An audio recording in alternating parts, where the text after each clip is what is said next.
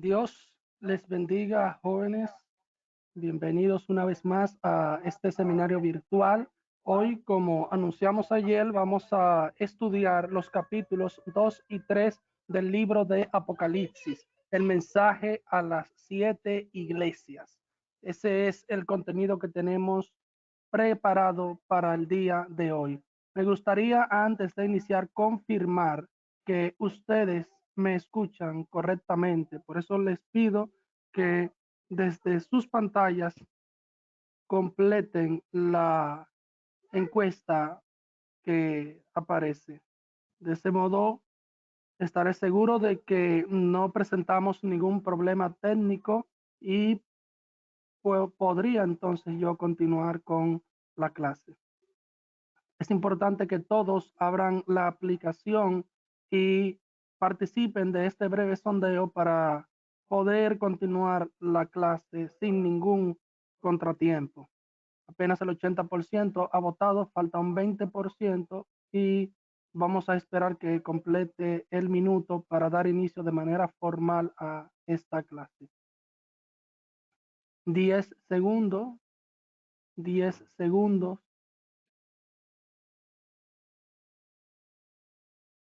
Y vamos a proceder en breve a cerrar el sondeo.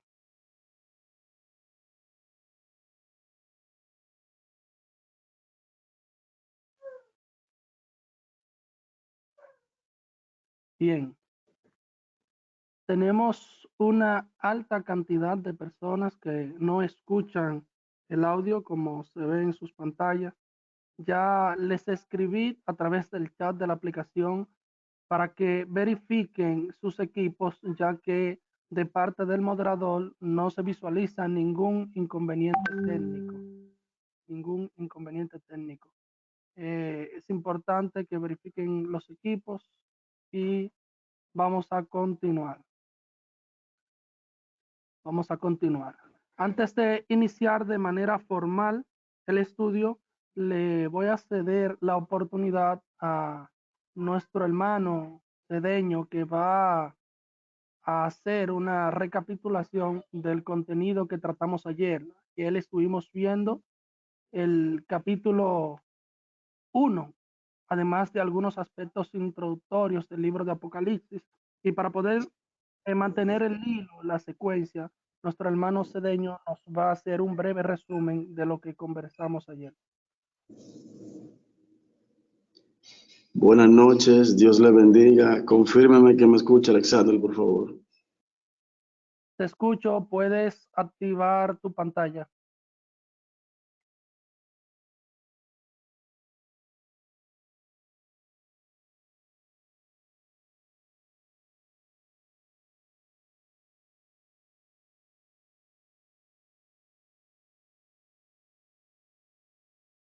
Adelante, Cedeño, te escucho.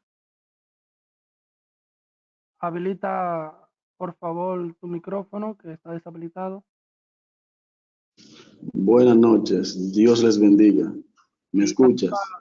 Perfectamente. Activa la pantalla, por favor, para continuar. Bien, ¿me escuchas? Te escucho, Cedeño. Adelante. Bien, buenas noches, Dios le bendiga a todos los que se conectan por esta plataforma para así continuar el estudio de Apocalipsis. Para mí es una bendición estar con ustedes aquí en esta noche. Damos gloria a Dios por eso y agradecemos también el esfuerzo de nuestro hermano Alexander Santana. Estamos por aquí para seguir aprendiendo de ustedes. Damos la bienvenida a todos los que se conectan. Cristianos, si no, Dios les bendiga. Estamos para aquí para aprender. Bien, ayer veíamos el libro del Apocalipsis. Gloria al Señor. Veíamos los aspectos generales del libro, como por ejemplo que está en el canon bíblico, que aplica para el canon, escrito por los cristianos, escrito por un apóstol, el apóstol Juan, como todos sabemos ya. El origen de la palabra, que es del griego apocalipsis, que quiere decir revelación, un verbo antiguo, apocalipto, que es descubrir, o son resubir.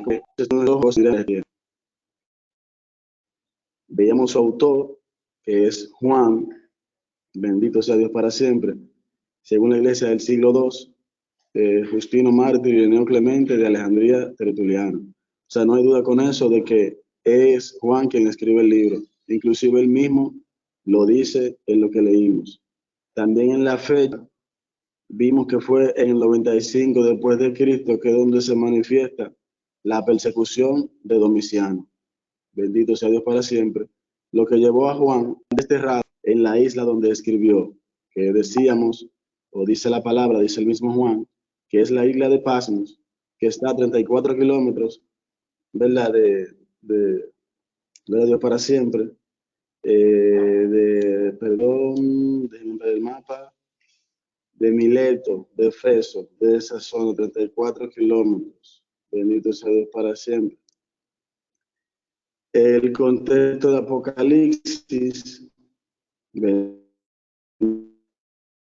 sea Dios para siempre, o sea, por qué se produce el destierro de Juanes allí, era porque sabemos que ellos eran seguidores de Cristo y por esta causa fue desterrado, sufrió la persecución, entonces allí el Señor se le revela a Juan. Recordamos que estamos recapitulando lo que vimos ayer para que sigamos el hilo de la clase, para los que se conectaron tarde y para los que no pudieron también conectarse ayer. Por eso estamos recapitulando. Gloria a Dios para siempre. Vimos el propósito del libro, o sea que es primero revelar a Cristo en su plenitud y luego Cristo, de la revelación que el Padre le entrega, entonces revela los acontecimientos futuros. Bendito sea Dios para siempre. Gloria a Dios por los siglos.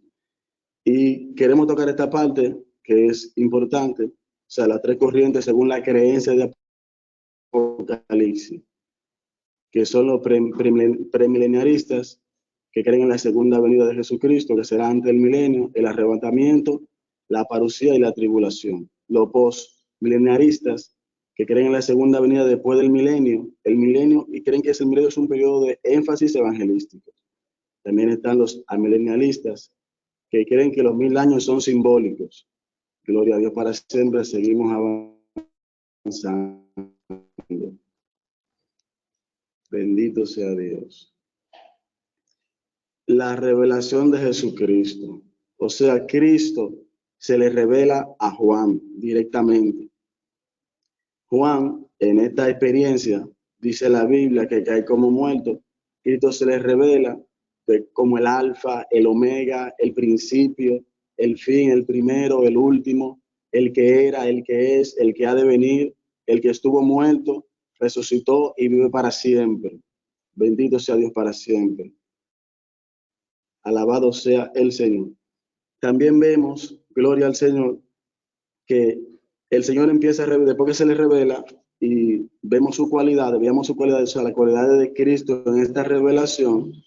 Su cabello era blanco como la lana, estaba cubierto de una vestidura que usaban los reyes de aquella época, que se ponían para eventos especiales, un cinto en su pecho, bendito sea el Señor, que da testimonio de su integridad, de su pureza, de quien Él es, sus ojos refulgentes como el fuego, o sea que no tiene necesidad de que nadie le revele las cosas, porque Él mismo puede escudriñar nuestros corazones. Bendito sea Dios para siempre. Dice que tenía a su diestra, ¿verdad? Una espada aguda de 2 filos, o sea, su palabra. Y decíamos que su palabra es para edificar, para salvar, para restaurar, para levantar, para vivificar, pero también para aquellos que no creen, sean condenados por ella, por no creer a la palabra del Señor. Y así, a grosso modo, este resumen, para terminar, decíamos que a la diestra del Señor están los 7 candeleros de oro y las 7 estrellas, que son de las 7 iglesias. Esos ángeles, como conocemos y como veíamos ayer, son los pastores de aquella iglesia, según vemos en la palabra. Y aquí quedamos ayer en este punto, bendito sea Dios, para entonces hoy desglosar esta revelación hacia esta iglesia. Decíamos que no solamente son 7 iglesias específicas que hay en la región de Asia, sino que estas iglesias representan los 7 tiempos o la generalidad de las iglesias a través de la historia de la iglesia, valga la redundancia. Queremos que por favor prestemos toda la debida atención para que preguntemos, hagamos preguntas concretas y no llovamos sobre mojado. Dios le bendiga, Dios le guarde. De esta parte no hay pregunta porque es una recapitulación y vamos a entrar en materia. Mi hermano Alexander, usted tiene la palabra. Dios le bendiga. Dios bendiga a nuestro hermano Samuel Cedeño. Vamos a entrar en materia de inmediato, amados hermanos. Así que preste atención para que podamos sacar todo el provecho a esta clase de hoy.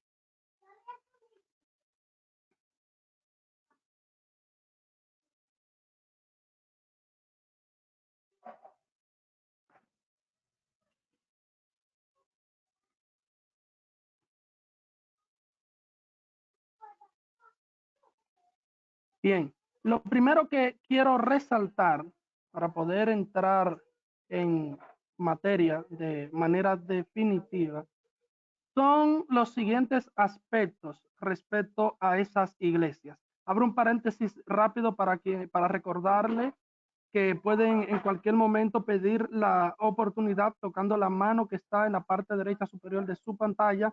Pueden girar el equipo para ampliar, ver en pantalla completa y hacer zoom con sus dedos. Tocando el icono del documento arriba a la derecha, pueden descargar la presentación y cuando se les ceda la oportunidad pueden activar su micrófono tocando el icono que aparece en la parte superior derecha de la pantalla. Antes de entrar en materia y poder estudiar el mensaje que se da a cada una de las iglesias, yo quiero considerar primero varios aspectos fundamentales. Número uno, las iglesias a quienes se dirige en esta ocasión un mensaje especial son iglesias que realmente existieron en Asia. Claro, obviamente lo dijimos ayer y ahora lo repitió de nuevo nuestro hermano Cedeño. Había más iglesias, sin embargo, estas eran representativas de toda la comunidad cristiana y por eso fueron elegidas para el mensaje que se le transmitió a través del apóstol Juan. Número dos, las iglesias a quienes se dirige el mensaje presentaban realmente las mismas características con las que se describe en cada una de las cartas. Quiere decir esto que cuando la iglesia dice que Éfeso había perdido su primer amor, por ejemplo, es porque realmente esa era la condición de la iglesia. Cuando la Biblia dice que de Esmirna muchos serían llevados a la cárcel, es porque en sentido literal de esa iglesia muchos serían llevados a la cárcel. Número 3. Estas enseñanzas que vamos a extraer de este texto del capítulo 2 y 3 de Apocalipsis han tenido y tienen vigencia para las iglesias de todas las generaciones. Quiere decir que se aplican a las necesidades y vivencias reales de casi todas las congregaciones. De modo que, aunque estamos viendo un mensaje, estudiando un mensaje que fue dado inicialmente a iglesias de manera específica, hay que considerar que de ese mismo mensaje podemos extraer principios que vamos a aplicar no solo a la iglesia de hoy, sino al creyente de manera particular. Número 4, como acabo de decir, podemos encontrar en este estudio de las cartas que se envían a las iglesias una aplicación personal del mensaje que el Señor quiere entregarles. Número 5, y aquí quiero que presten atención. Muchos creyentes, muchos intérpretes de la palabra, ven a estas iglesias como tipos proféticos de la historia de la iglesia. Quiere decir que cada una viene a ser una representación simbólica de un periodo de la iglesia. Es una interpretación que ha sido adoptada por muchos y que merece nuestro respeto y consideración, sin dejar de entender que el mensaje en sentido literal fue enviado a iglesias que existían en Asia. Por ejemplo, quienes adoptan esta postura entienden que la iglesia de Éfeso representa a la iglesia apostólica, a la iglesia del primer siglo. Por el contenido del mensaje más adelante entenderemos con amplitud lo que estoy diciendo. La iglesia de Esmirna representa entonces a la iglesia perseguida desde la época del emperador Nerón, que ascendió al trono en el año 54 después de Cristo, y que según la historia fue el responsable del martirio del apóstol Pablo y del apóstol Pedro. Y esta iglesia representa a un periodo que tiene alcance hasta el edicto de Milán con Constantino, cuando firma en el año 313 después de Cristo la libertad de culto a la iglesia cristiana. Los historiadores cristianos,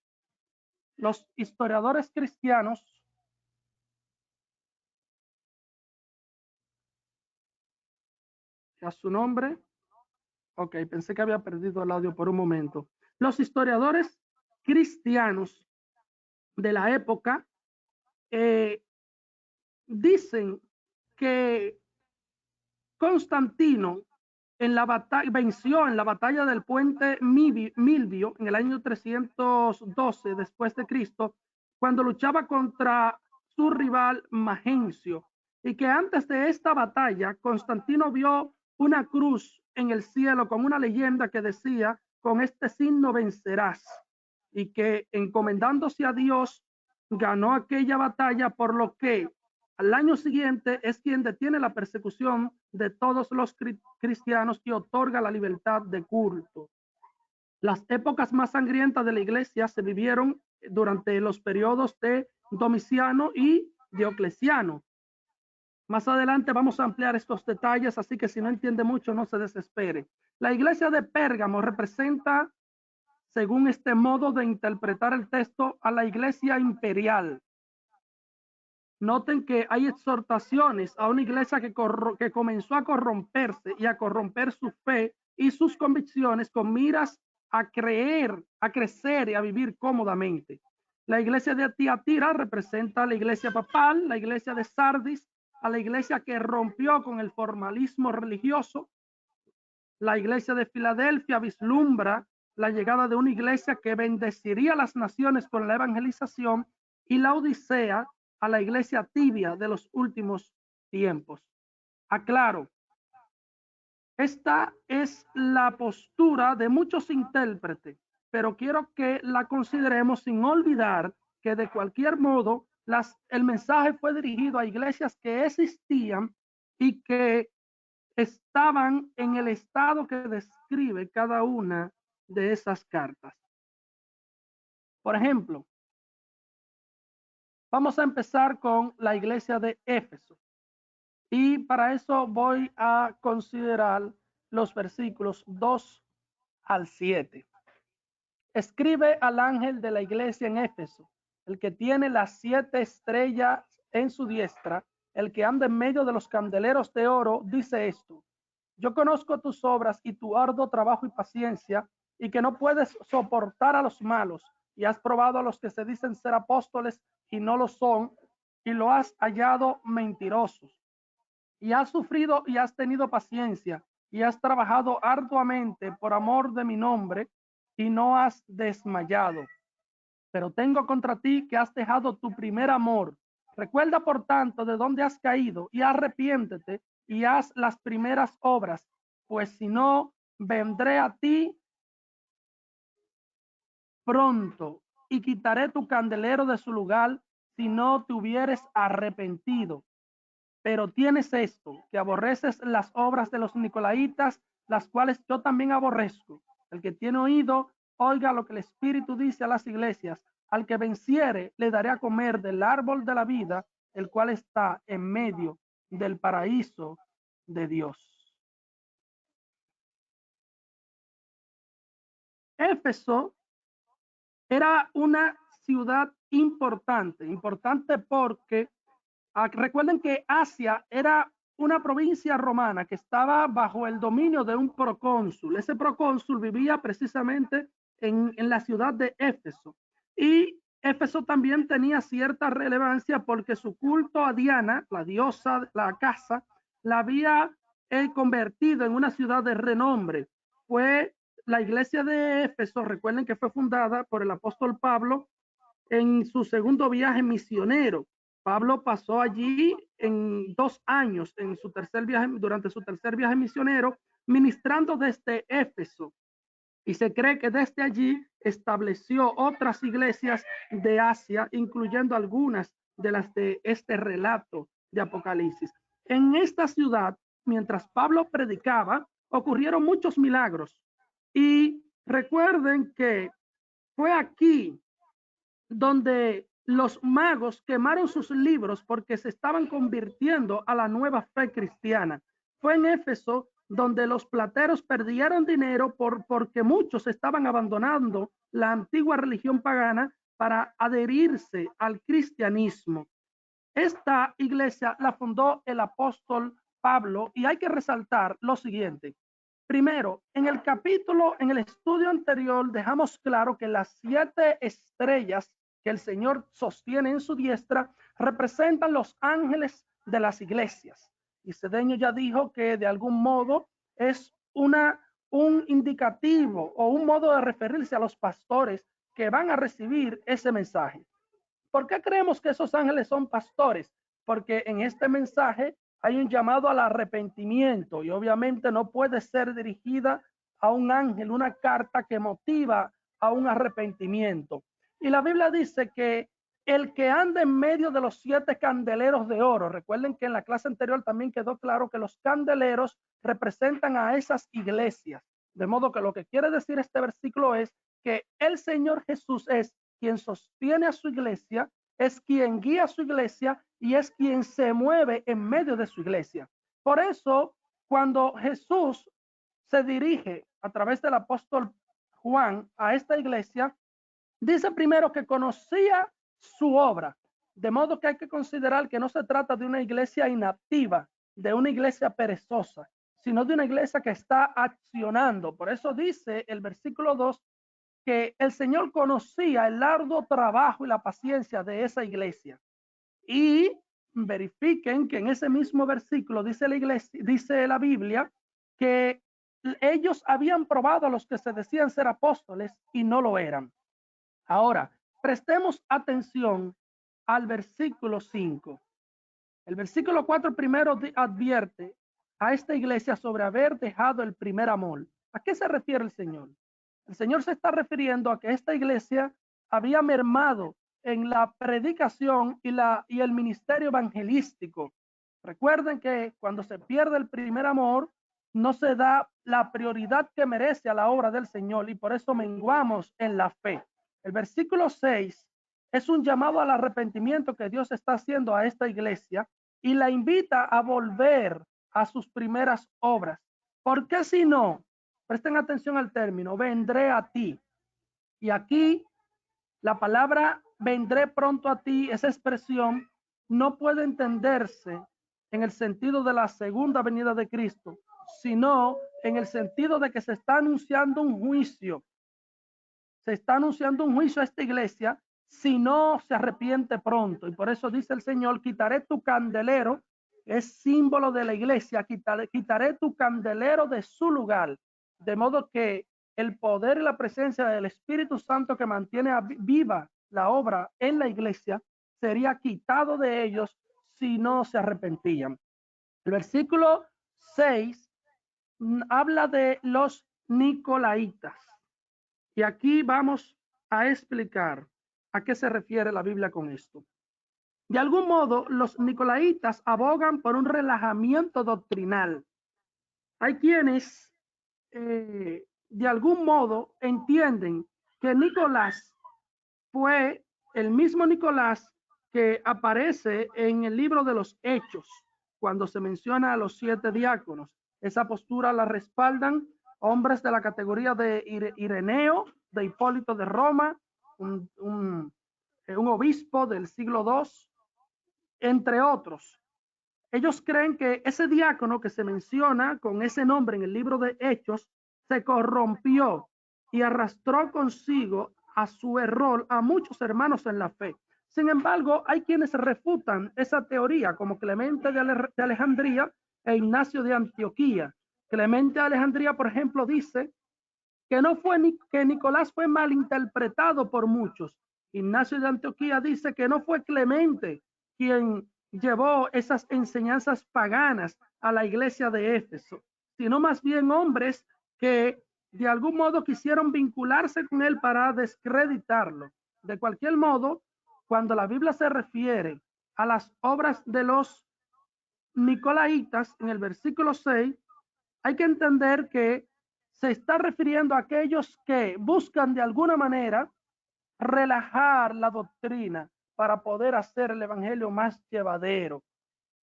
En el versículo 7 se advierte: el que tiene oído oiga lo que el Espíritu dice a las iglesias, al que venciere le daré a comer del árbol de la vida, el cual está en el medio del paraíso. El mensaje a la iglesia de Esmirna es el siguiente: y escribe al ángel de la iglesia en Esmirna, el primero y el postrero, el que estuvo muerto y vivió, dice lo siguiente. La iglesia de Esmirna se encontraba aproximadamente a 40 kilómetros de Éfeso. Fue fundada, como dije anteriormente, probablemente por el apóstol Pablo mientras ejercía su ministerio en Éfeso. Recuerden que Pablo duró aproximadamente 2 años ministrando desde Éfeso. La iglesia de Esmirna se fundó por el apóstol Pablo durante sus viajes misioneros. El versículo 9 dice: yo conozco tus obras y tribulación y tu pobreza, pero tú eres rico. Y la blasfemia de los que se dicen ser judíos y no lo son, sino sinagoga de Satanás. Esta iglesia llama la atención, hermanos, porque a diferencia del resto, aquí el Señor no profiere sobre ellos una reprensión por alguna mala práctica que se estuviera cometiendo en la iglesia, sino que fíjense que la introducción del mensaje es una alabanza por parte del Señor. El Señor les dice que conocía sus obras, que conocía también su tribulación y su pobreza. ¿Por qué su pobreza? Se cree que en la ciudad de Esmirna se utilizaba la siguiente estrategia para tratar de hacer menguar el evangelio. Los hombres que habitaban allí habían acordado no contratar a los cristianos de esa ciudad para que de ese modo el evangelio no pudiera seguir expandiéndose. Y por eso muchos de ellos cayeron en la pobreza. Y aquí el versículo 9, el Señor le está diciendo a esta iglesia que conocía su pobreza. Y se está refiriendo en este sentido a una pobreza material. Pero entre paréntesis dice el texto: pero tú eres rico.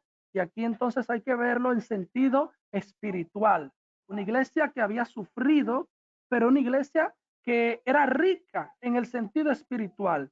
Y vamos a estudiar el versículo 10. Dice el versículo 10, a modo de advertencia: no temas en nada lo que vas a padecer. He aquí, el diablo echará a algunos de vosotros en la cárcel para que seáis probados y tendréis tribulación por 10 días. Sé fiel hasta la muerte y yo te daré la corona de la vida. Muchos pasaron por esta ciudad, la ciudad de Esmirna, rumbo a Roma para ser sometidos al martirio. Hay un obispo de la ciudad de Esmirna que fue martirizado y que de hecho fue ministrado por el apóstol Juan en su momento. Me refiero a Policarpo, cuya muerte ocurrió en el año 167 después de Cristo. Dice la tradición, amados, que Policarpo fue llevado al martirio por el procónsul de aquella región, quien le invitaba a negar su fe. Y quiero que relacionen esto con el versículo 10. Y mientras se le invitaba a negar su fe, Policarpo respondió al procónsul, 86 años hace que le sirvo y jamás me ha hecho mal. Al contrario, me ha colmado de bienes. ¿Cómo puedo odiar a aquel a quien siempre he servido, a mi maestro, mi salvador, de quien espero mi felicidad, al que castiga a los malos y es el vengador de los justos? Y cuando se le amenaza con ser lanzado a los leones, Policarpo responde: vengan a mí los leones y todos los tormentos que vuestro furor inventen. Me alegrarán las heridas y los suplicios serán mi gloria, y mediré mis méritos por la intensidad del dolor. Cuanto mayor sea este, tanto mayor será el premio que por él reciba. Estoy dispuesto a todo. Por las humillaciones se consigue la gloria. Y finalmente, cuando se le amenaza con ser entregado a las llamas, Policarpo responde: me amenazas, al procónsul, con un fuego que dura 1 hora y luego se apaga, y te olvidas del juicio venidero y del fuego eterno en el que arderán para siempre los impíos. De modo, amados, que en Policarpo podemos decir que se ve el cumplimiento de esta advertencia del Señor a la iglesia, de que muchos de ellos serían entregados a la cárcel. Y usted tiene que entender aquí, primero, que los 10 días, y ese que el versículo 10 dice, tendréis tribulación por 10 días, eso debe verse en sentido figurado, pero la tribulación tiene que verse en sentido literal. Aquí Jesús no promete que la iglesia estará exenta del sufrimiento, ni siquiera le promete que no iban a morir. Lo que le está asegurando Jesús a la iglesia de Esmirna, es que tras su muerte alcanzarían la vida eterna. Y por eso el versículo 10 concluye: sé fiel hasta la muerte y yo te daré la corona de la vida. Fíjense que en el versículo 11 se hace referencia a la vida eterna, cuando dice la Biblia que el que venciere no sufrirá daño, pero ¿daño de qué? Daño de la muerte segunda, es la muerte espiritual, sino que podrá heredar el reino de los cielos. Entonces, esta iglesia en sentido literal tiene que verse como una iglesia que padeció por causa de la palabra del Señor, que llegó incluso a vivir una condición de extrema necesidad por el testimonio del evangelio, pero que de algún modo pudo mantener viva su fe y su confianza en el Señor. Esa es la iglesia de Esmirna. Ahora, la iglesia de Pérgamo, vamos a analizarla. Escribe el ángel de la iglesia al ángel de la iglesia en Pérgamo: el que tiene la espada aguda de 2 filos, dice esto. Recuerden que la espada aguda representa la palabra poderosa del Señor. Esa es la espada aguda. Yo conozco tus obras y dónde moras, donde está el trono de Satanás. ¿Y por qué la Biblia habla de esta manera cuando se refiere a la iglesia de Pérgamo?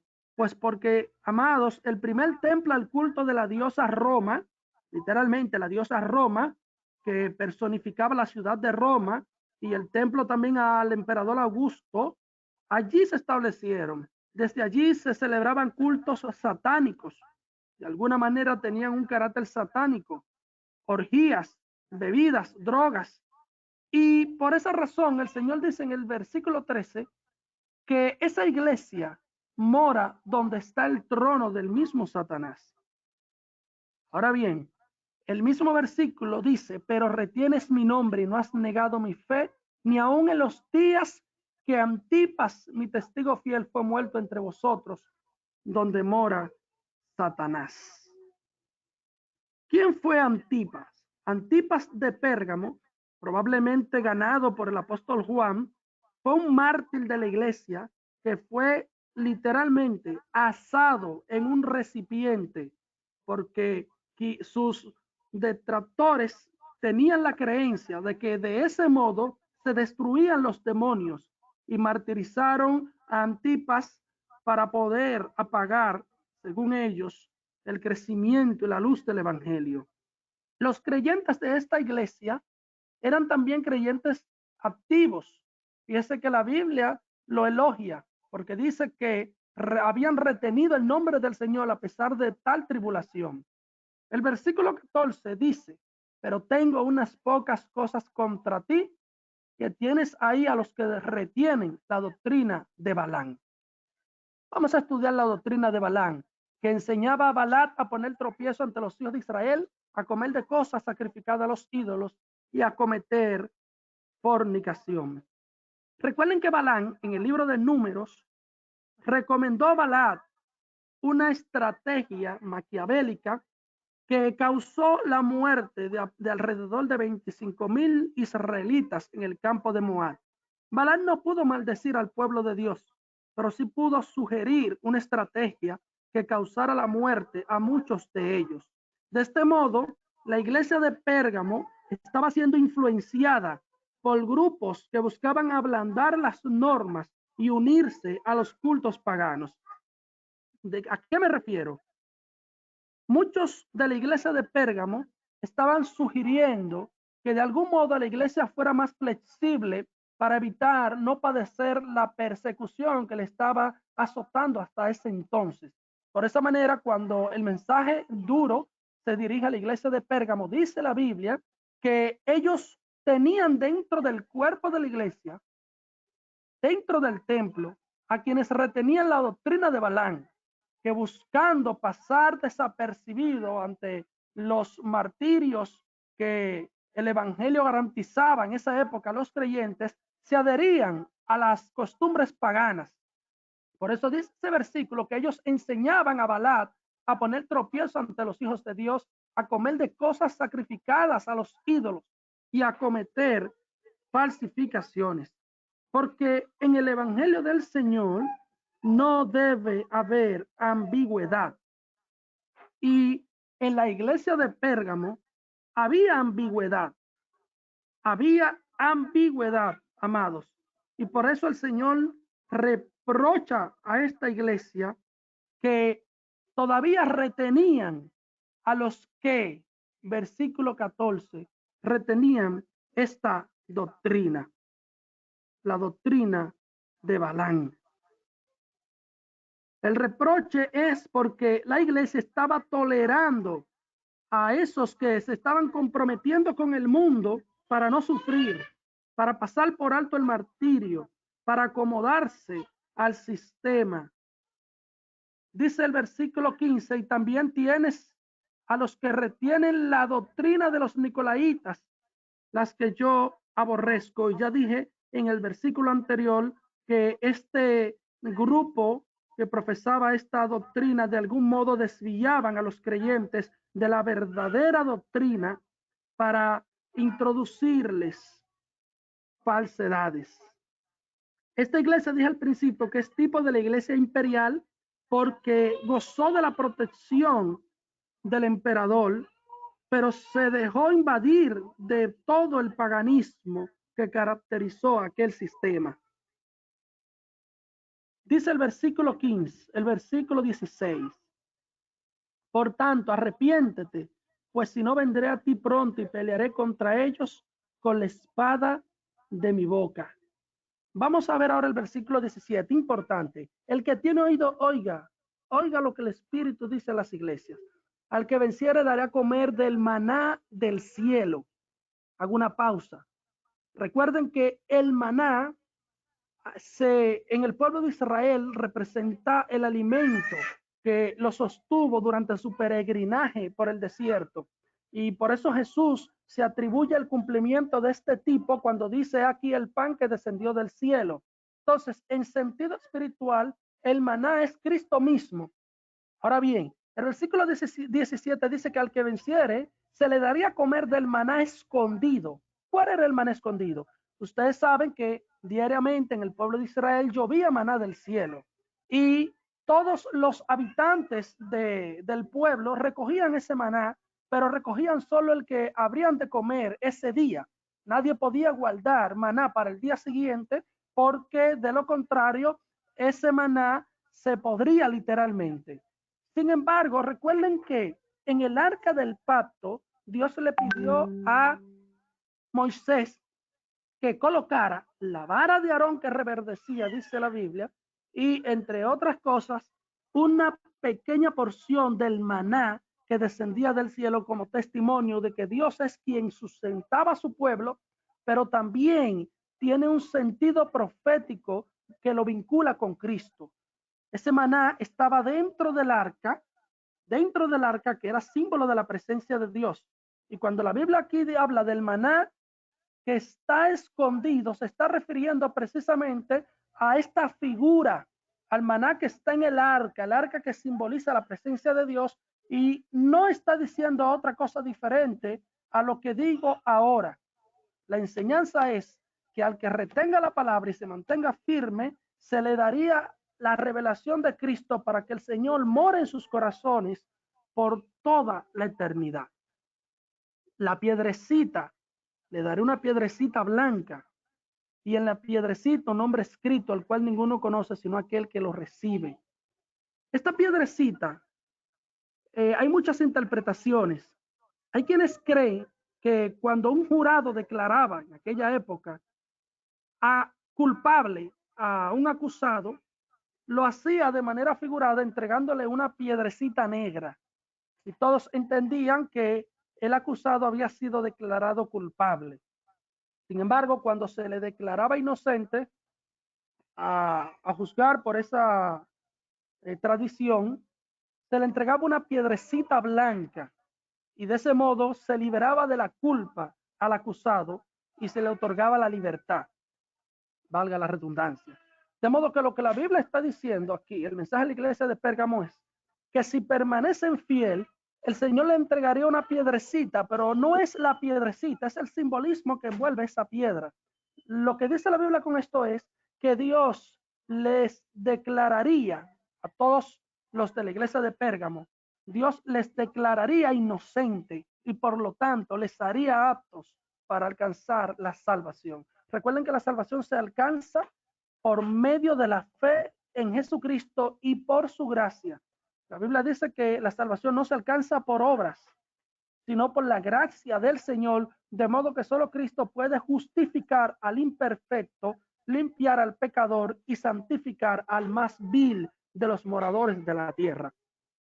Esta piedrecita representa al hombre que recibe la palabra y es limpio y justificado para poder entrar al reino de los cielos. La Biblia habla de que se le daría un nuevo nombre también a quien guardara la palabra, al que venciere. Recuerden que en la Biblia un nuevo nombre es sinónimo de una vida nueva. Todos los que fueron llamados por Dios para ejercer una misión especial, se les asignó un nuevo nombre. A Abraham se le cambió el nombre. Abraham se llamaba Abraham y se le puso Abraham. A Jacob, Israel, y así sucesivamente. De modo que este cambio de nombre implica una nueva vida en Cristo. Y hay que tener esto claro. Hay que tener esto claro porque cada cosa ha de interpretarse de acuerdo al contexto cultural y o histórico de la época. La iglesia de Tiatira, y luego hago una pausa para ceder las oportunidades, así que pueden desde ahora pedir la participación. La iglesia de Tiatira, vamos a leer qué dice los primeros versículos. Escribe el ángel de la iglesia en Tiatira, el Hijo de Dios, el que tiene ojos como llama de fuego. Y ya vimos en el estudio anterior que los ojos como llama de fuego que identifican a Cristo revelan su capacidad de poder conocer y revelar lo más íntimo del hombre, su carácter omnisciente de poder descubrir y ver más allá de lo que ven nuestros ojos. Y pie semejante al bronce bruñido, también hablamos ayer de eso. Yo conozco tus obras y amor y fe y servicio y tu paciencia, y que tus obras postreras son más que las primeras. Pero tengo unas pocas cosas contra ti, que toleras que esa mujer Jezabel, que se dice ser profetisa, enseñe y seduzca a mis siervos a fornicar y a comer cosas sacrificadas a los ídolos. Miren, cuando Apocalipsis se proponía como un libro canónico, una de las razones por la que muchos rechazaban aceptarlo es precisamente porque creían que la iglesia de Tiatira no había existido para la fecha en que creemos se escribió el Apocalipsis. Sin embargo, evidencias de toda índole hoy han arrojado luz sobre esta iglesia y sabemos con certeza que sí existió, que existió en Asia y conocemos con precisión su ubicación. Ahora bien, es probable que esta iglesia haya desaparecido y que por tal razón se conocen pocas cosas de ella, y desaparece precisamente porque en esta iglesia había una condición especial y vamos a verlo a continuación. Versículo 20, repito, tengo unas pocas cosas contra ti, que toleras que esa mujer Jezabel, que se dice profetiza, enseñe y seduzca a mis siervos a fornicar y a comer cosas sacrificadas a los ídolos. Recuerden que Jezabel fue una mujer que tomó el rey Acab de Tiro y la llevó a Israel. Y esta mujer hundió no solo al rey, sino también al pueblo del rey. Lo hundió por completo. De modo que aquí la figura identifica a un grupo o a una persona o a un grupo de personas que estaban corrompiendo a la iglesia. Hay quienes sugieren que tal vez se trate de la élite papal. Como ya dije, podría ser que se tratara de una persona de manera específica o que se tratase de un grupo de personas que estaban corrompiendo a la iglesia de Tiatira. El versículo 21 dice, y le he dado tiempo para que se arrepienta, pero no quiere arrepentirse de su fornicación. Y este versículo establece de manera muy clara la libertad de decidir que tenemos los seres humanos, el libre albedrío que el Señor nos otorga.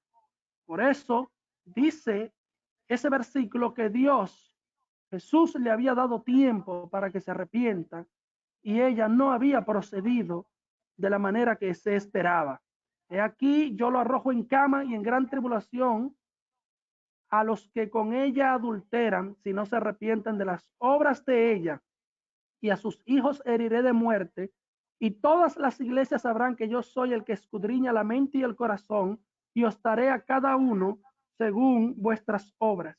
Pero a vosotros y a los demás que están en Tiatira, a cuantos no tienen esa doctrina y no han conocido lo que ellos llaman las profundidades de Satanás, yo os digo que os impondré otra carga.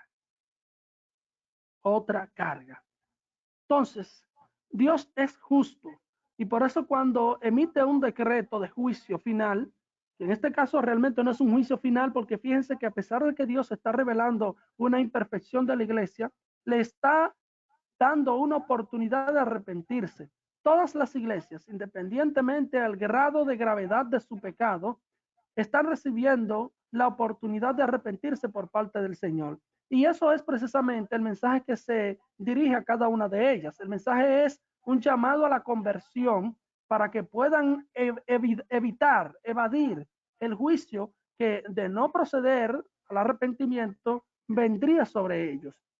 El Señor castiga a los que proceden de la misma manera que la iglesia de Tiatira, a los que corrompen. El versículo 25 dice, pero lo que tenéis, retenedlo hasta que yo venga. Vamos a leer el 26, 27 y 28. Al que venciere y guardare mis obras hasta el fin, yo le daré autoridad sobre las naciones. Hay quienes creen que cuando la Biblia habla en este versículo de dar autoridad a los que vencieren sobre las naciones, se está refiriendo de manera específica a la época del milenio, que ya vimos a modo de introducción al principio de esta serie de estudios. Durante el milenio, más adelante reforzaremos esa postura, los creyentes reinarán con Cristo y gobernarán a las naciones junto a Cristo y tendrán autoridad sobre las naciones y podrán dirigir junto a Cristo los destinos de este mundo durante el periodo del milenio. 27. Y las regirá con vara de hierro y serán quebrantadas como vaso de alfarero, como yo también la he recibido de mi Padre. Y le daré la estrella de la mañana.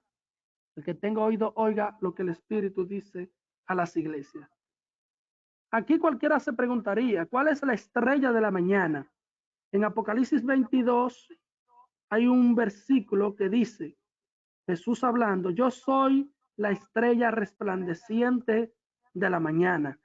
Entonces, ¿qué se está prometiendo a esta iglesia?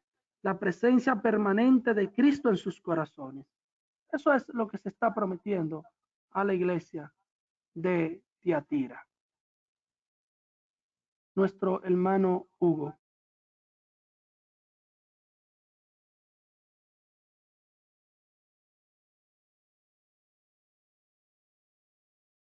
Habilita el micrófono. Adelante, Hugo. Dios bendiga. ¿Se escucha, Alexander? Sí, Hugo, te escuchamos. Levanté la mano hace rato porque yo quería hacer una pregunta ahorita. En el primer capítulo, cuando digo en el primer versículo del segundo capítulo, cuando está dando el mensaje, dile que hable al ángel de la iglesia. Y como nuestro hermano anterior se estaba refiriendo, que el ángel de la iglesia podría ser el pastor. Cuando dice entonces vendré, es una pregunta. Cuando dice entonces vendré a ti pronto. Perdí el versículo, pero está bien.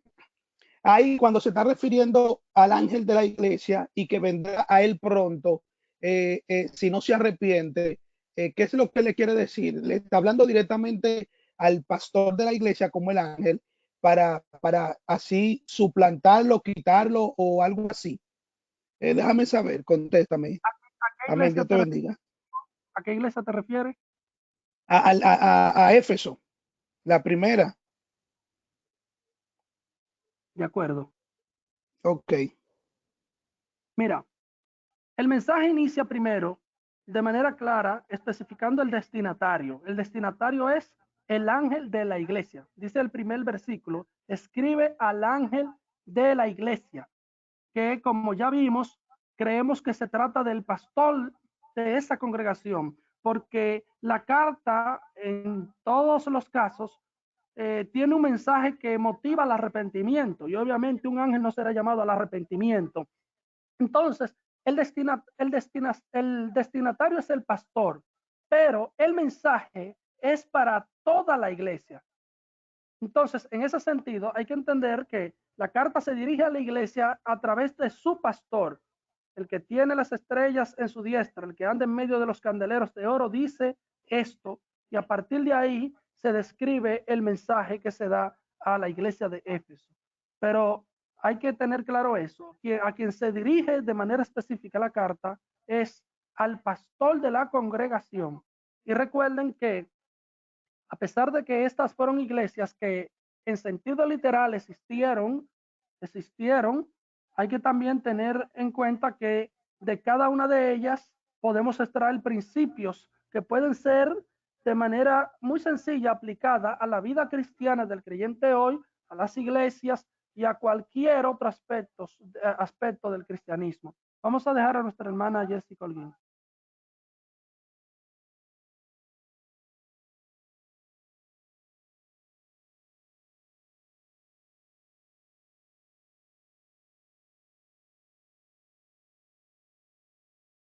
Activa el micrófono, Jessica, por favor. Te escuchamos.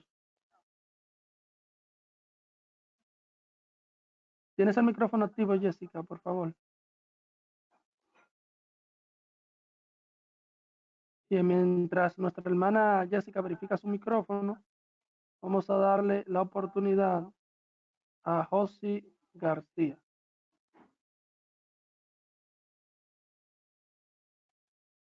Dios le bendiga.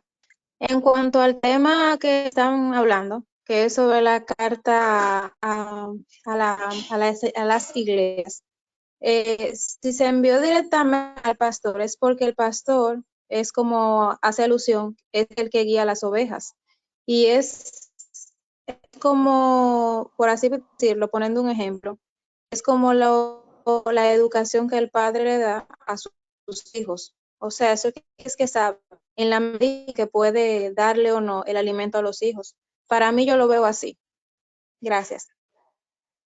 Amén. Dios bendiga a nuestra hermana. Vamos a ver, Jessica Holguín, si ahora puedes, por favor, activar el micrófono. Jessica, tienes que abrir la aplicación, por favor. Vamos a continuar mientras Jessica resuelve el inconveniente con Gadiel Torres. Adelante, Gadiel. Dale. Ya, digamos. Dios le bendiga a su hermano Elvisaya de este lado. Muy bueno ese tema, porque cuando Dios dice de la iglesia, le está dando un mandato al pastor, y el pastor se dirige a los miembros de su congregación, dándole la enseñanza que el ángel le da al pastor para que el pastor le dé la enseñanza a los miembros. Eso es una enseñanza que hay una carga que lleva al ángel de la iglesia a dirigir los miembros de la congregación a donde Dios le quiere llevar. Dios le bendiga. Dios bendiga a nuestro hermano Elvis Saya. Vamos a dejar la Raiza Soriano. Dios le bendiga. Amén. ¿Me escucha? Sí. Varón, una preguntita. Yo entré un poquito tarde por un tema que tuve y tengo una duda con respecto al mensaje que se le da a la iglesia de Éfeso. Hay un versículo justo en el versículo 2, dice que has probado a los que dicen ser apóstoles y no lo son, y lo has hallado mentirosos. Con ese versículo tengo la duda de que si ahí se habla de otros apóstoles o de los 12 apóstoles. Me imagino que no. Entonces creo que sobre ese versículo es que está la base de que pueden haber apóstoles luego de los 12. Esa es mi pregunta. Bien, ese versículo se está refiriendo a un problema que atravesaron la mayoría de las iglesias de los tiempos primitivos.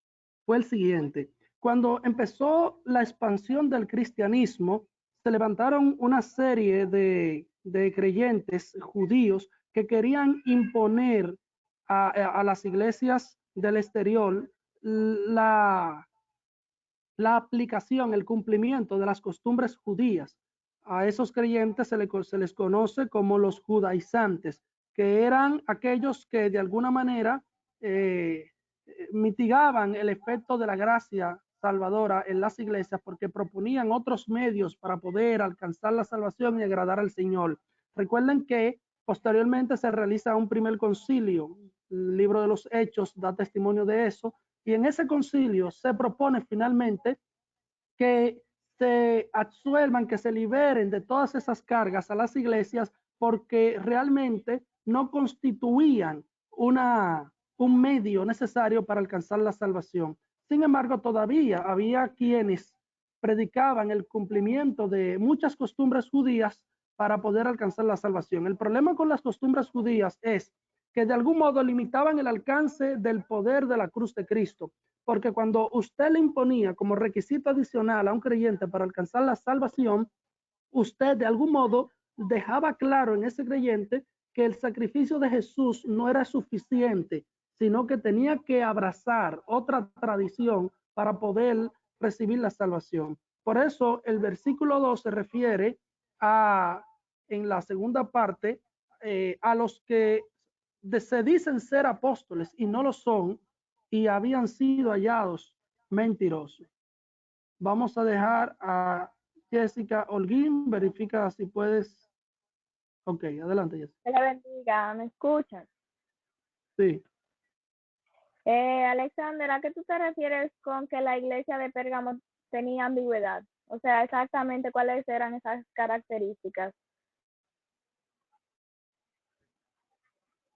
de la iglesia de Pérgamo. Ajá. Sí. Dios bendiga a nuestra hermana. Vamos a ver la iglesia de Pérgamo. Mira, la iglesia de Pérgamo, como dije al principio, se estableció el primer templo, al culto de la diosa de Roma y la diosa y el templo Augusto. Ahora bien, vamos a leer el versículo 14. Pero tengo unas pocas cosas contra ti, que tienes ahí a los que retienen la doctrina de Balán. La doctrina de Balán. Ya expliqué el caso de la doctrina de Balán y dije que en este contexto se está refiriendo a personas que estaban influenciando en la iglesia para ablandar las normas doctrinales y de esa manera flexibilizar el culto, uniéndose a costumbres paganas. Por eso se le hace este reproche. Pero también aquí se habla de los nicolaitas, que eran los que desviaban a los creyentes de la verdadera doctrina. ¿A qué me refiero con ambigüedad?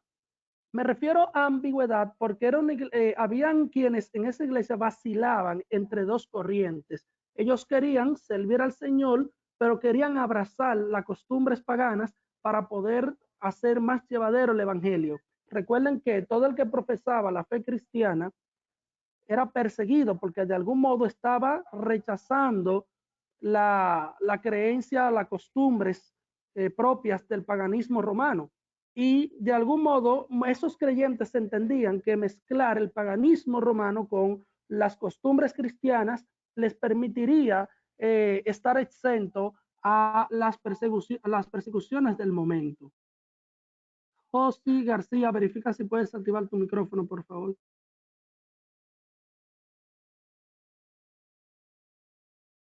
Gadiel Torres.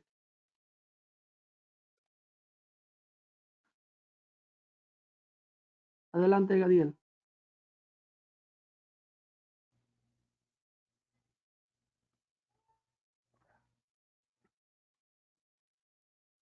Te escuchamos. Adelante, varón.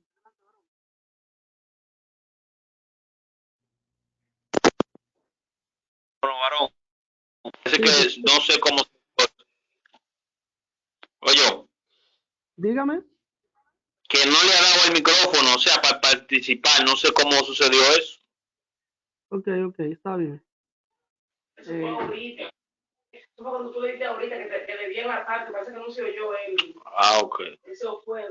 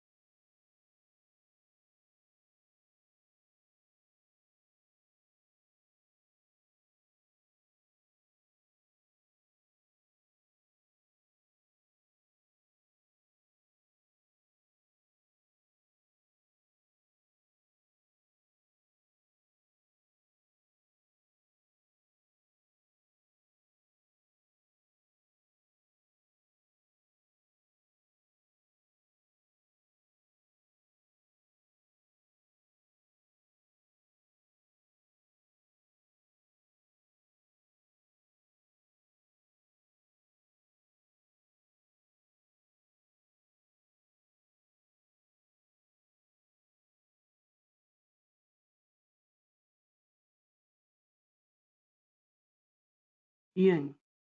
Vamos a continuar. Con respecto a esta pregunta, la mayoría dijo que no. Un 30% dijo que sí. Obviamente ya se ha dicho que en Asia existían otras iglesias y se explicó que a pesar de eso se escogieron estas 7 porque eran representativas de todas las iglesias, no solo de Asia, sino de todos los tiempos. Vamos a hacer un último sondeo por ahora de manera rápida. ¿Quién fundó la iglesia de Éfeso? Por favor, respondan de manera rápida para que continuemos. Juan, Pablo, Jesús. ¿Quién fundó la iglesia de Éfeso? Tienen 30 segundos y les queda 15 segundos.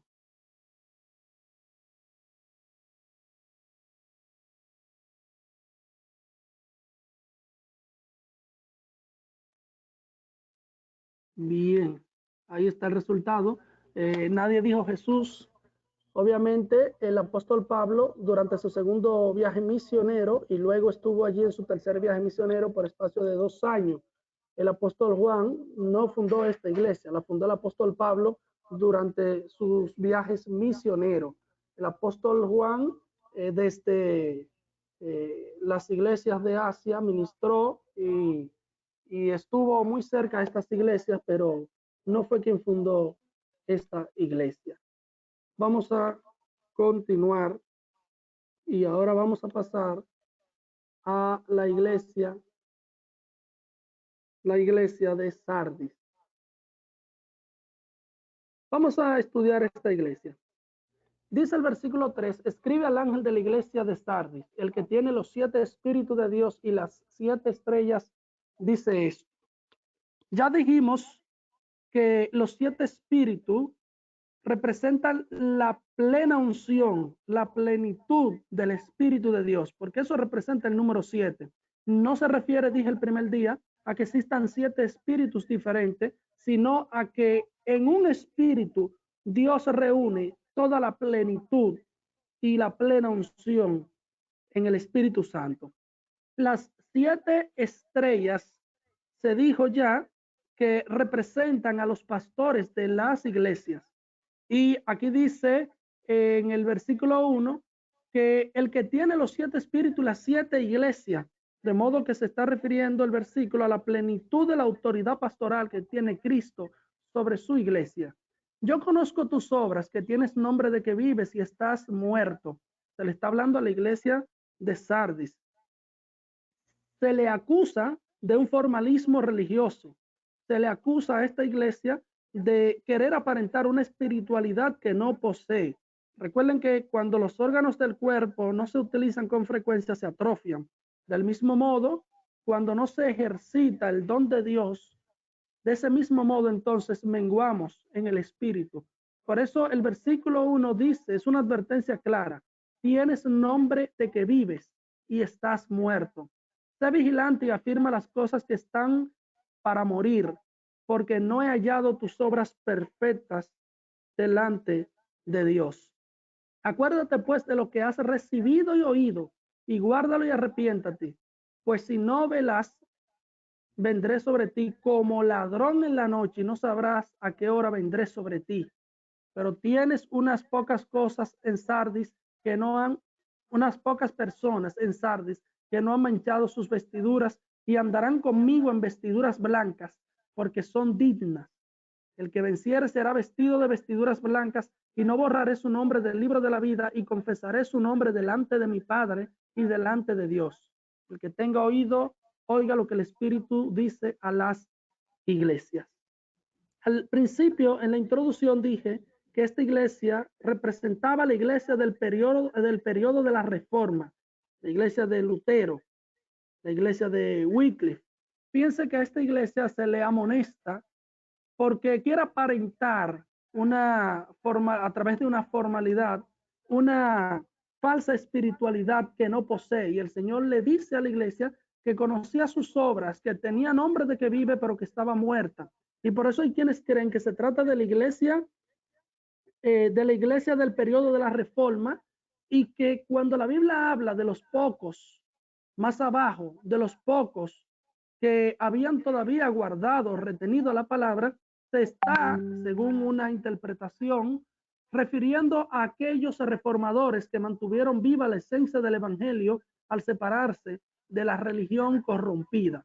Esa es una interpretación que han adoptado muchos, pero recuerden que para entender en su respectivo contexto hay que estar claro que esta iglesia existió en Asia y que se le está dirigiendo este mensaje porque realmente padecía de esas dolencias de las que se le acusa.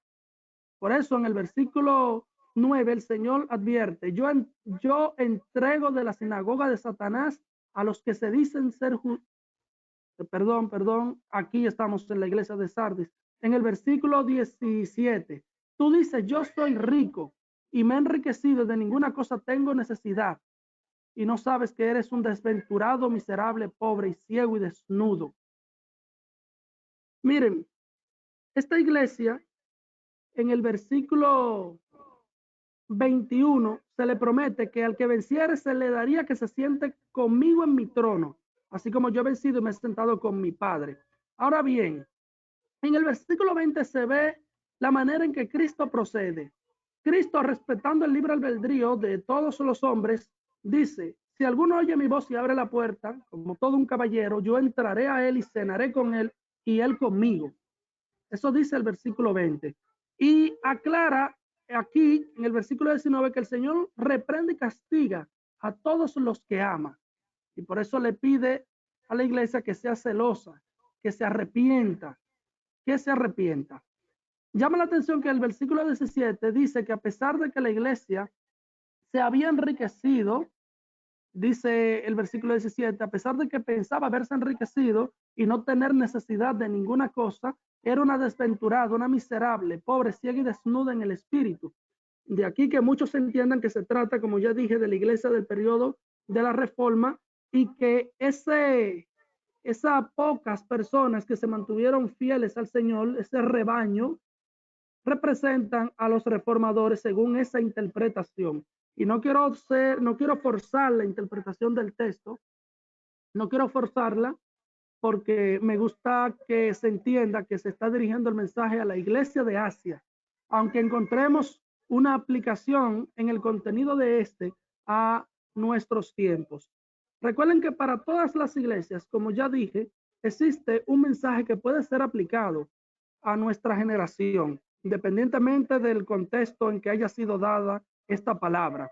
La iglesia de Sardis existía, pero en el contexto actual podemos referirnos a una iglesia que no es ni fría ni caliente, sino tibia,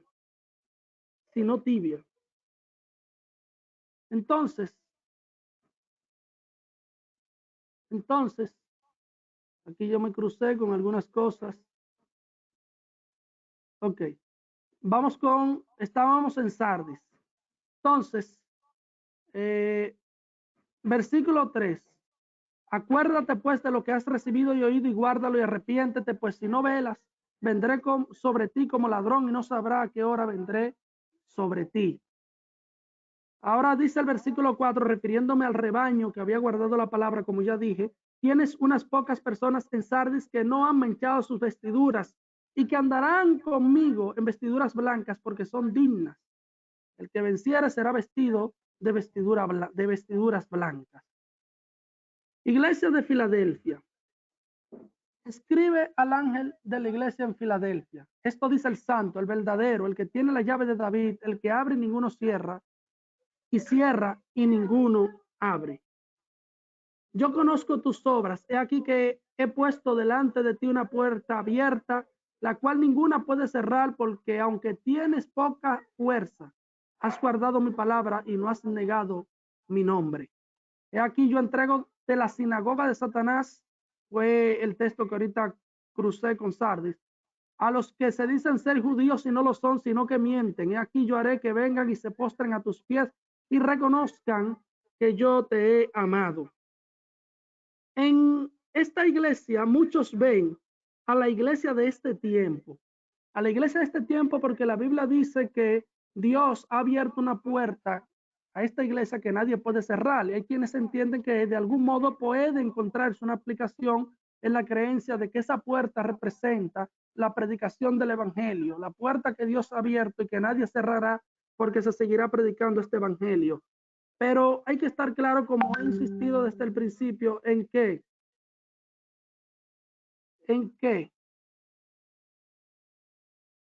Me están diciendo los chicos que no están viendo la pantalla, razón tienen. Ahora sí. Seguimos. Estamos en la iglesia de Filadelfia. Dije que esta iglesia para muchos representa la iglesia de esta época, de esta generación, y que es una iglesia a la que se le ha abierto la puerta de predicar el evangelio del Señor. En el versículo 10 dice: por cuanto has guardado la palabra de mi paciencia, presta atención a este versículo, yo también te guardaré de la hora de la prueba que ha de venir sobre el mundo entero para probar a los que moran sobre la tierra. Este versículo es tomado por algunos intérpretes para explicar por qué la iglesia de Filadelfia representa a la iglesia misionera de hoy. Porque como el versículo es una promesa que Dios librará de la hora de prueba a los creyentes, hay quienes creen que de algún modo Dios está transmitiendo el mensaje de que la iglesia de esta generación no atravesará por la gran tribulación. Fíjense que el versículo habla de una prueba que ha de venir sobre todo el mundo, y muchos creen que no tendría una aplicación total si se limita su alcance solo a la iglesia de Filadelfia, por lo que se entiende a la luz de esta interpretación que se podría estar refiriendo al Señor en sentido figurado a la iglesia que sería librada de la gran tribulación. Pero obviamente, insisto, es una iglesia que existió en Asia y que se le está entregando este mensaje porque ella tiene las condiciones que se describen aquí. El Señor dice aquí: yo vengo pronto, retén lo que tiene para que ninguno tome tu corona. Y esto abre una gran interrogante. Y no voy a abundar en ello, pero sí a modo de superficial lo voy a mencionar. Porque hay quienes entienden que una vez alcanzan la salvación, de ninguna manera pueden perderla. Y hay quienes entienden que pues una vez obtenida la salvación se puede perder. Y aunque no voy a abundar en ello, la Biblia dice en el versículo 11 que si no retenemos lo que tenemos, lo que hemos recibido y escuchado de parte del Señor, otro tomará nuestra corona. Y eso es una advertencia que se dio a esa iglesia y, como dije, tiene un cumplimiento todavía en esta generación. Al que venciere yo le haré columna en el templo de Dios y nunca más saldrá de allí. Y escribiré sobre él el nombre de mi Dios y el nombre de la ciudad de mi Dios, la nueva Jerusalén, la cual desciende del cielo de mi Dios, y mi nuevo nombre. El que tenga oído, oiga lo que el Espíritu dice a las iglesias. La columna representa estabilidad. Y en este contexto se está refiriendo a la importancia que tendrá el creyente en el reino de Dios. Por eso dice la Biblia que él lo hará columna en el templo de Dios. Y nunca más saldremos de allí, porque la eternidad es, como indica el nombre, obviamente, por los siglos de los siglos. Allí pasaremos la eternidad con Cristo en la Nueva Jerusalén. ¿Por qué la Nueva Jerusalén? La Nueva Jerusalén porque Jerusalén, que es la tierra escogida por Dios, una tierra marcada para bendición, tiene sobre ella promesas, y el pueblo de Israel como nación en sentido político tiene también promesas sobre ella.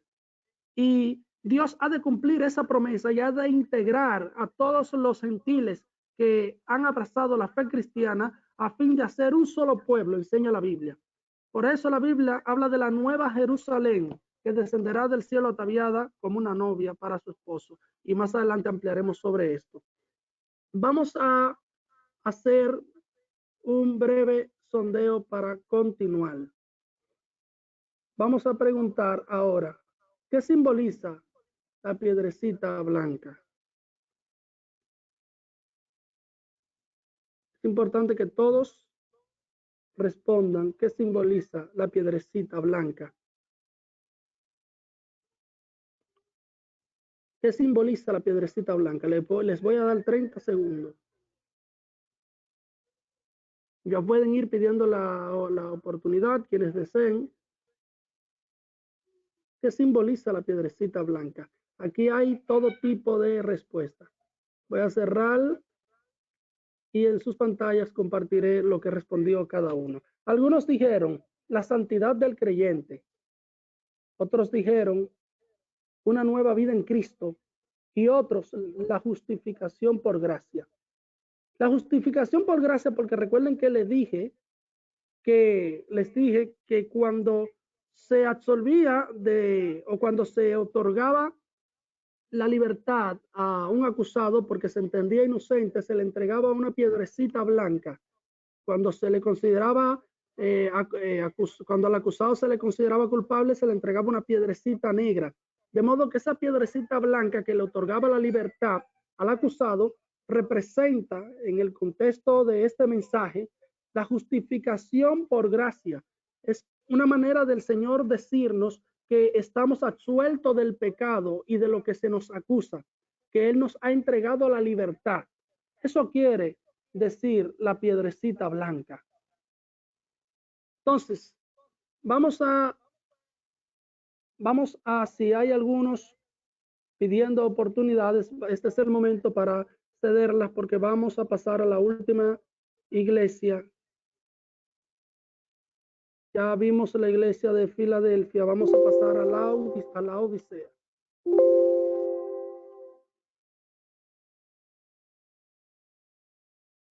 A la Odisea.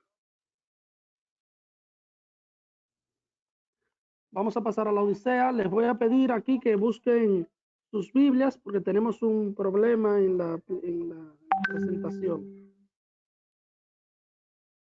Busquen sus Biblias, ya no voy a pasar la presentación. Y vamos a buscar la iglesia, la última iglesia que se menciona en el capítulo 3 del libro de Apocalipsis. Dice el mensaje a esta iglesia: y escribe al ángel de la iglesia en la Odisea, he aquí el amén, el testigo fiel y verdadero, el principio de la creación de Dios dice esto: yo conozco tus obras, que ni eres frío ni caliente. Ojalá fueses frío o caliente. Hay quienes creen, amados, presta atención a esto, que esta figura, de ser frío o caliente, se utiliza tomándola de la propia región de la ciudad de la Odisea, porque quienes se apoyan en esta postura dicen que había manantiales de agua en la Odisea y eran manantiales de agua tibia, y que el Señor, para reforzar el mensaje y hacer más práctica la idea que quiere transmitir, utiliza estos manantiales como símbolo de un creyente tibio, y por eso dice: yo conozco tus obras, que ni eres frío ni caliente. Ojalá fuese frío o caliente, pero por cuanto eres tibio y no frío ni caliente, te vomitaré de mi boca. Ahora yo pregunto a la sala, y para eso daré oportunidades: ¿a qué se refiere la Biblia cuando habla de los fríos y de los tibios y de los calientes? Mantenga la mano levantada. Porque tú dices: yo soy rico y me he enriquecido y de ninguna cosa tengo necesidad, y no sabe que tú eres un desventurado, miserable, pobre, ciego y desnudo.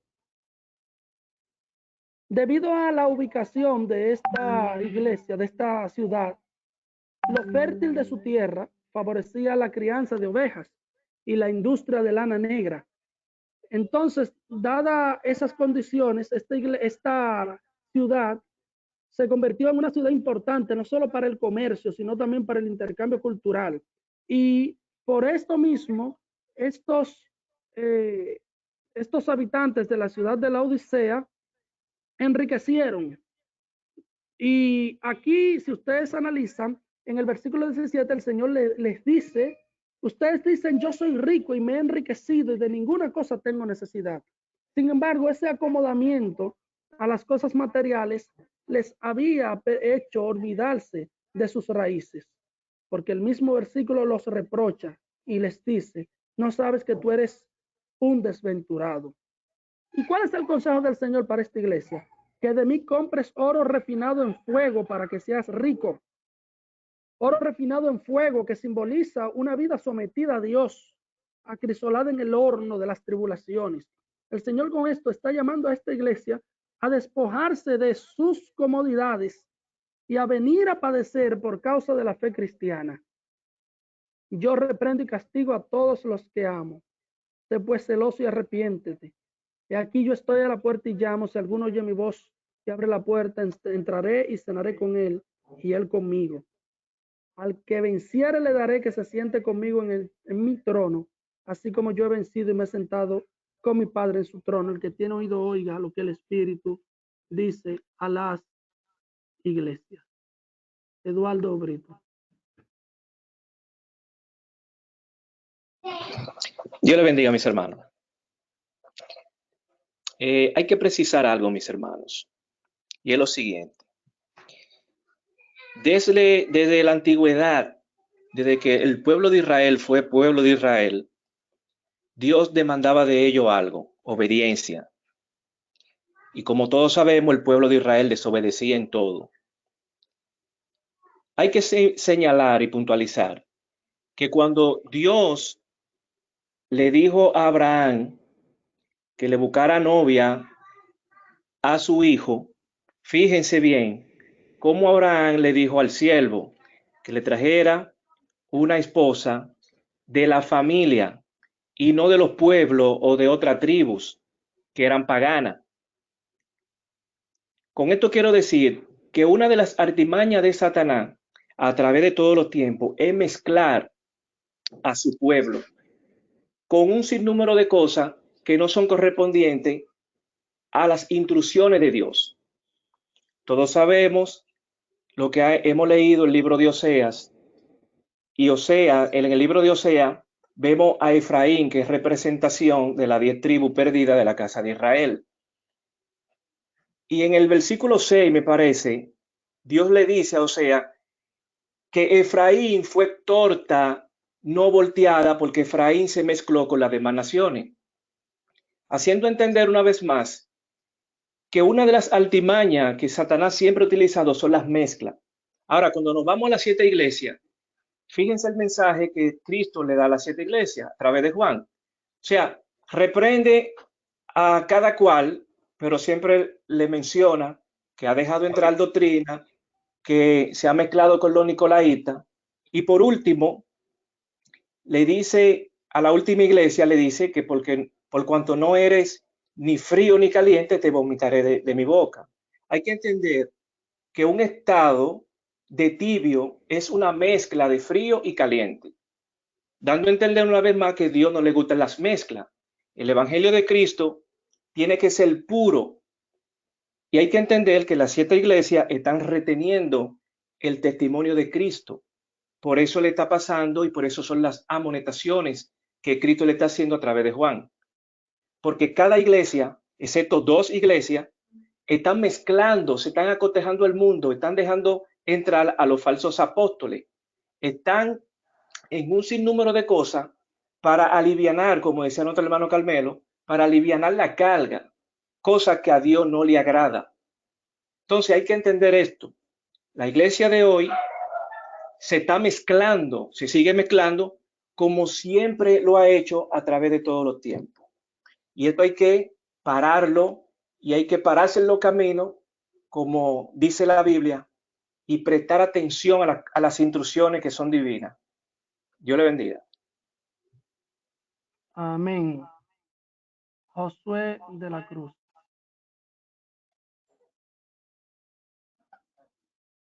Josué, activa tu micrófono, por favor. Amén, Dios le bendiga a todos. Para mí una persona fría es como la iglesia de Pérgamo. O sea, creo en Cristo, reconozco el nombre de Dios, tengo mi fe activa, pero vivo todavía con el anatema. Una persona tibia es una persona que es cristiano, pero aún no se ha desvinculado totalmente del mundo. Entonces se mantiene firme un ratico y cayendo en lo otro. Una persona caliente vendría a ser como un José, que aunque se levanten las tribulaciones y las pruebas y en medio de la angustia, mantiene su fe firme. Dios le bendiga a todos. Amén. William Pichardo.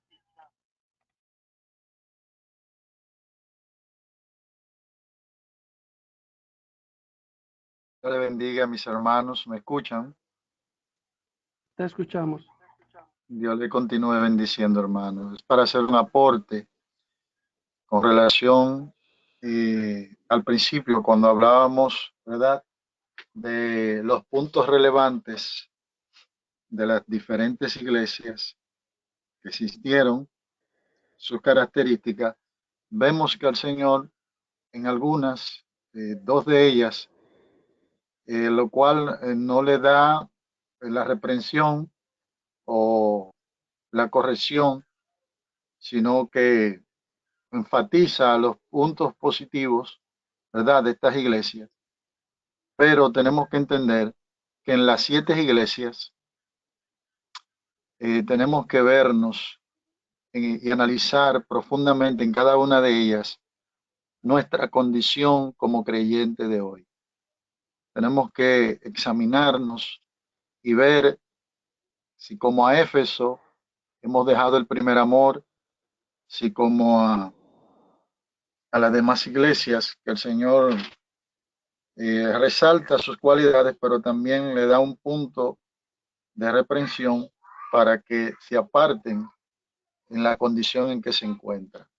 Yo creo que sí, que tenemos que examinarnos como iglesia, identificar cuáles son nuestros puntos débiles, ¿verdad?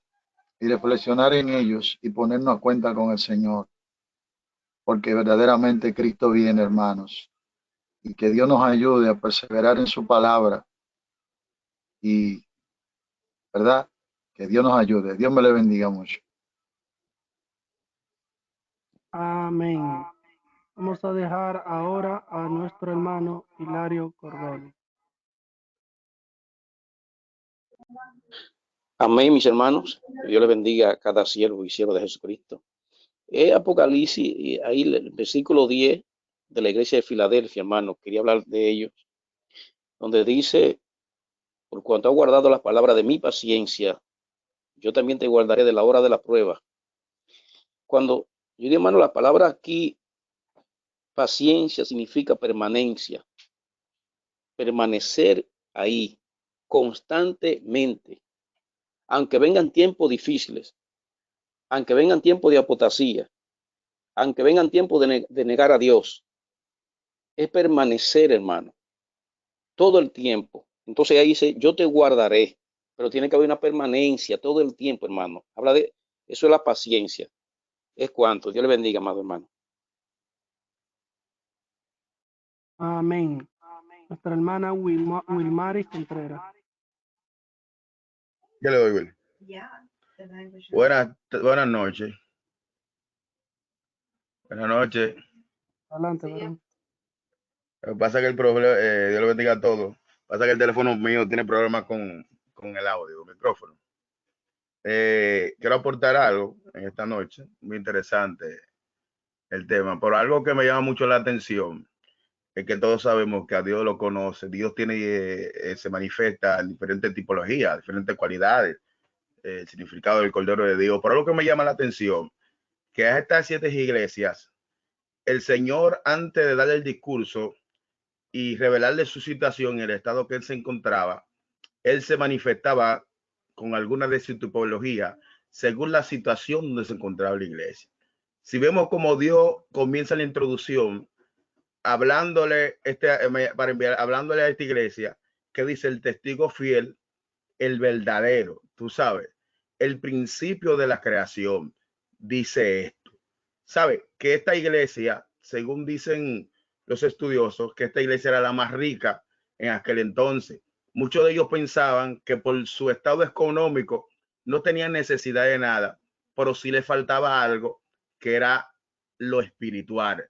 Estaban débiles espiritualmente hablando, eran pobres, eran miserables, porque les faltaba todo, que era la santidad, la obediencia del Señor. También me llama mucho la atención, como vuelvo y dije, que a cada iglesia el Señor se le manifiesta según, sabe que todos lo conocemos con una tipología de él.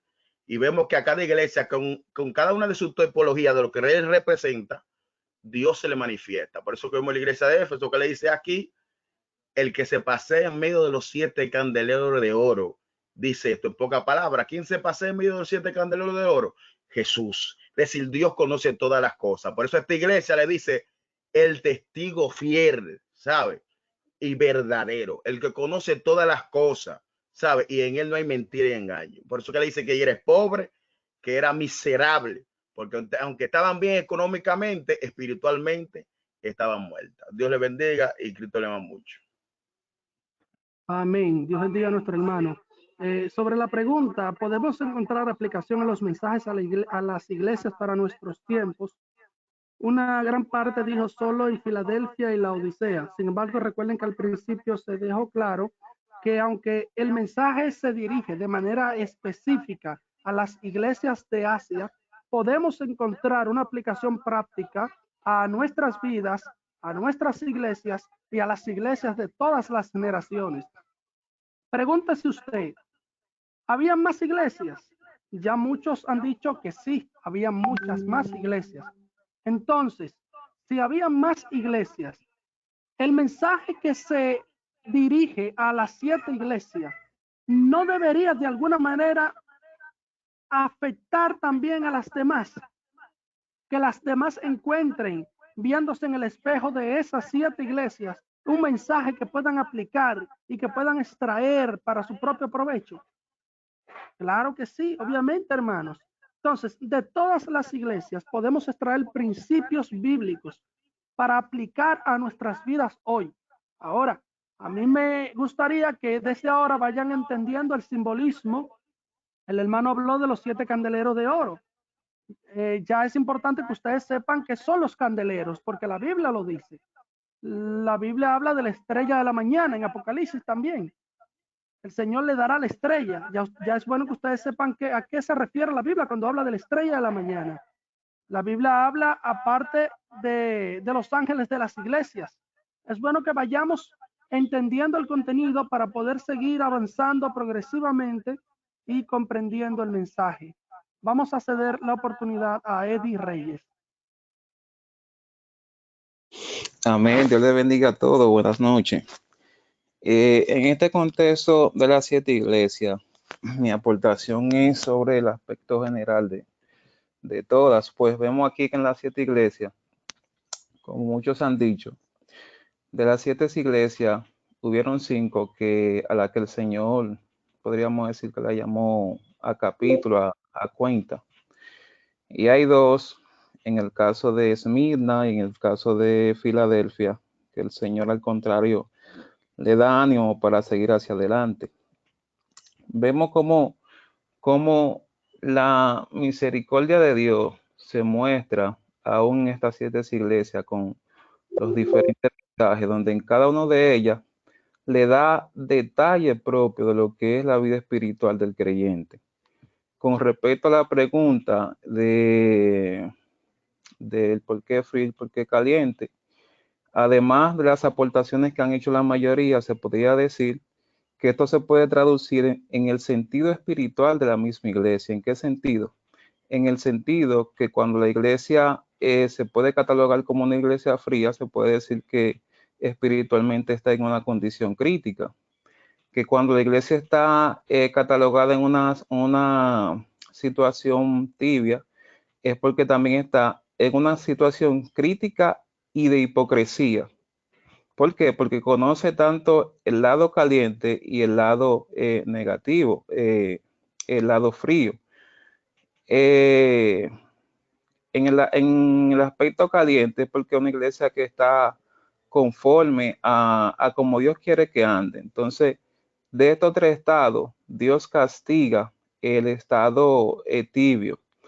De hecho, si nos vamos pues a los evangelios, a las únicas personas que Cristo rechazó y que no tuvo esa unidad con esa persona o con ese tipo de grupo, fue con los fariseos, porque eran personas hipócritas. Entonces, aquí se puede traducir al tibio como una persona hipócrita, porque conoce tanto lo frío y lo caliente, pero él mismo decide andar a merced de estar en el medio.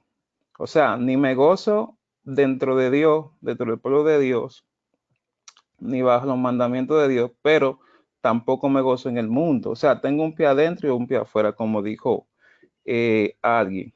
Ya para concluir, en cuanto a la panorámica general, podríamos decir que Dios de verdad es un Dios misericordioso. Por ejemplo, en esto de las iglesias, podemos ver, como han dicho algunos hermanos, que Dios se manifestaba a la iglesia de acuerdo a su condición y que verdaderamente estas iglesias se le puede decir, o sea, desde mi punto de vista yo creo que no son la iglesia que tienen en su mensaje el contenido de doble cumplimiento. ¿Por qué? Porque cuando hablamos de doble cumplimiento, hablamos de que la palabra se cumple en el principio o fue para un tiempo y para otro tiempo postrero. Desde mi punto de vista, yo creo que el panorama general de las 7 iglesias, podríamos decir que la podemos tomar como un espejo. ¿En qué sentido? En el sentido de que en cada iglesia, o sea, Dios o demanda algo o Dios anima a alguien a hacer algo. Entonces, cuando nosotros queremos saber si estamos agradando a Dios o si estamos caminando como Él quiere que caminemos, como iglesia de Dios ya de los últimos tiempos, aparte de que está contenido en su propia palabra y que debemos caminar por la palabra, que es el manual de vida, debemos también ir a las 7 iglesias. ¿Para qué? Para mirarnos en el espejo de cada una de ellas. Dios le bendiga y Dios le guarde.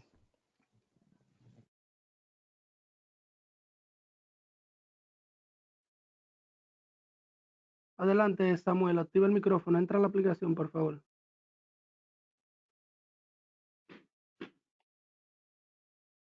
Ok, Dios le bendiga. Es una pequeña aportación con el tema de las temperaturas entre lo frío, caliente y tibio. Específicamente en el tema de los tibios. ¿Tú me escuchas bien, Carmelo? Carmelo, ¿me escuchas bien? Te escucho. Ok. Sabe, el tema de los tibios no es simplemente que lo vomita o sea, que Dios lo vomita de su boca. El tema está en que la temperatura tibia, o sea, el agua tibia, se utiliza como laxante. Cuando una persona tiene un dolor de estómago o algo le ha caído mal en el estómago, lo mejor es tomarse un poco de agua tibia. Si eso que le cayó mal en el estómago no es para bien de su salud, pues el mismo cuerpo procede a expulsarlo, a vomitarlo. Entonces, ¿qué Dios está diciendo ahí en ese concepto de tibio? Que esa iglesia le repugnaba a Dios. O sea, dentro del cuerpo de Jesucristo, esa iglesia le causaba repudio, tanto repudio que provocó náuseas para poderlo vomitar. Nadie vomita nada sin antes tener náuseas y sin que algo le haya caído mal. Dios le bendiga. Amén. Dios te bendiga, Mojica. Es importante que recuerden los 5 puntos relevantes del principio. Las iglesias existieron, presentaron las mismas características con las que se le describen. Los mensajes contienen enseñanzas para todos.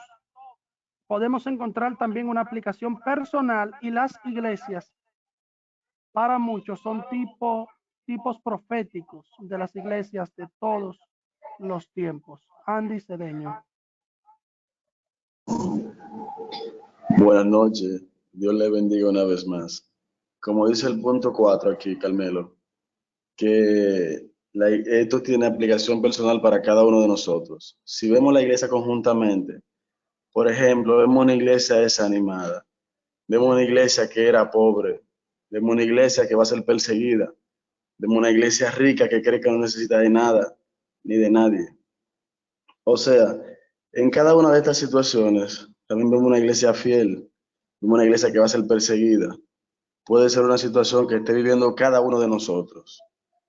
Hemos pasado situaciones de enfermedad, económicas, de persecución, o sea que a veces nos asedian por ser cristianos, nos menosprecian.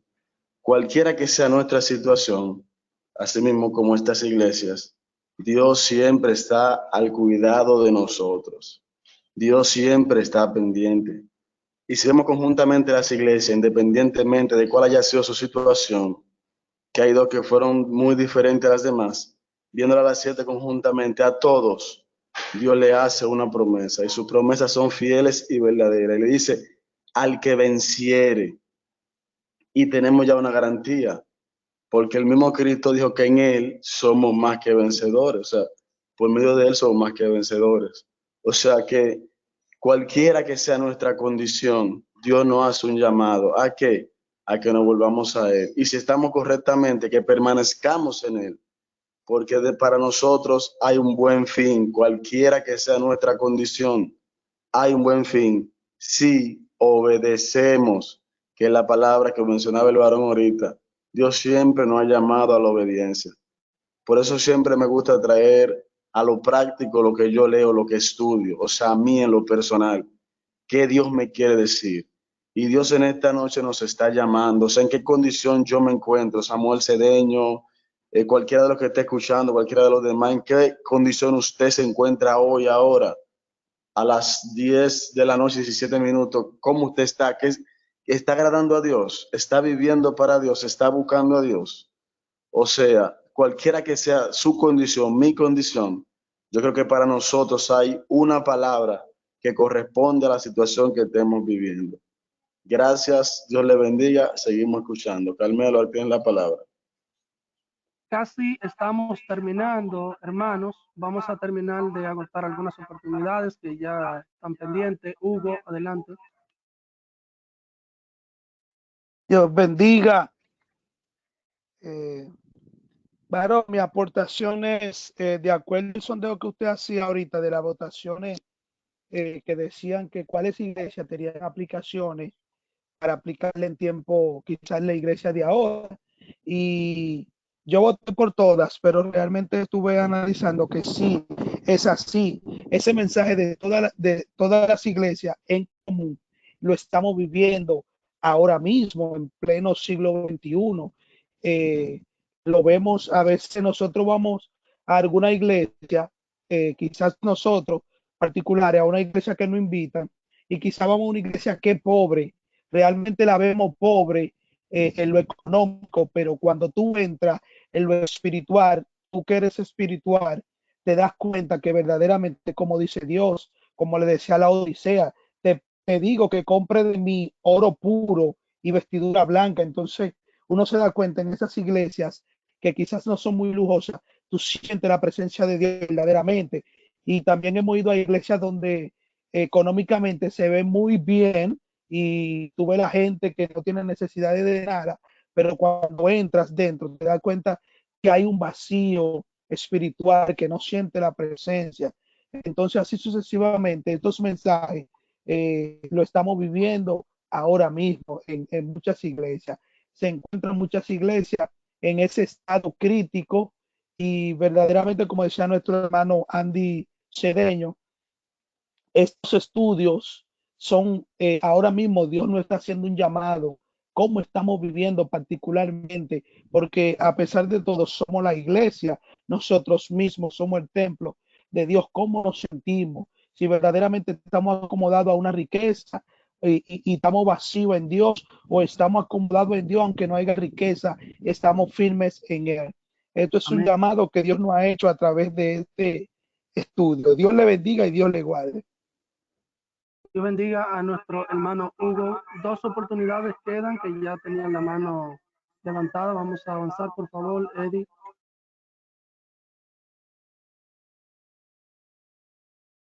Adelante, Eddie Reyes, por favor. No, no, varón, disculpe, fue que dejé la mano levantada. Dios bendiga a nuestro hermano Eddie. Vamos a la última oportunidad, nuestro hermano Eduardo Brito. Eduardo Brito. Adelante, Eduardo. La última oportunidad, Eduardo Brito. Activa el micrófono, Eduardo.